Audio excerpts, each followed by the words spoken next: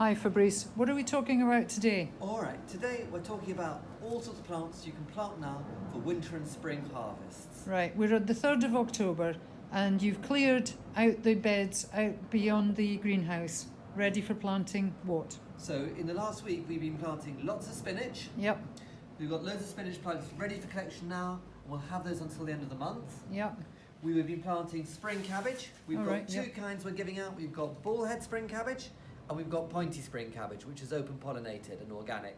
okay. So we've got spring cabbage. The other things we've been planting outside, we have been, I'm going to pick these up from down below. We have saved, oh that weighs a ton. We've saved loads of shallot sets Oh wow, for people to plant out. Now these cost a fortune to buy to get organic shallots.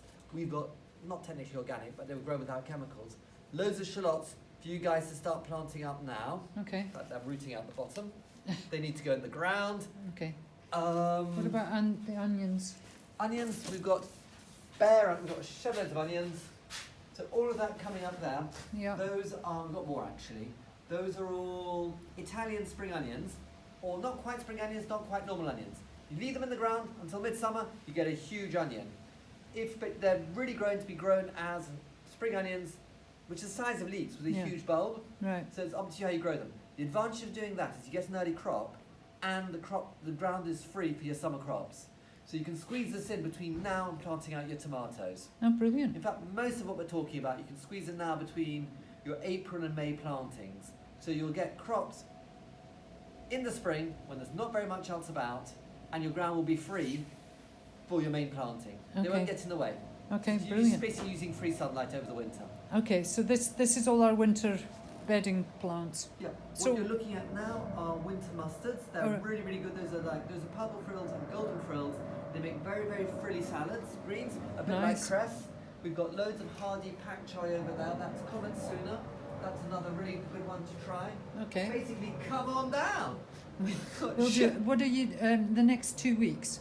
We'll be Up doing until plants. November? We'll be carrying on right into early November. Okay. So we're ordering more seed in for another round of winter cabbage.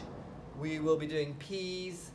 We can carry on doing lettuces for the spring. We'll still be doing more rounds of spring onions if people want spring onions. Not that this will be white Lisbon, a different kind. Okay. So yeah, we're just carrying on really. But there is going to be a lot. You really should have totally green plots over the winter if you want, if you can. There's no excuses. They will improve the soil over the winter. You Yep. won't be wasting all that sunlight. And if you're not sure about how to grow things, we can give you support. I will go to your site and help you out because in the next month or so, if you want some support with winter salads.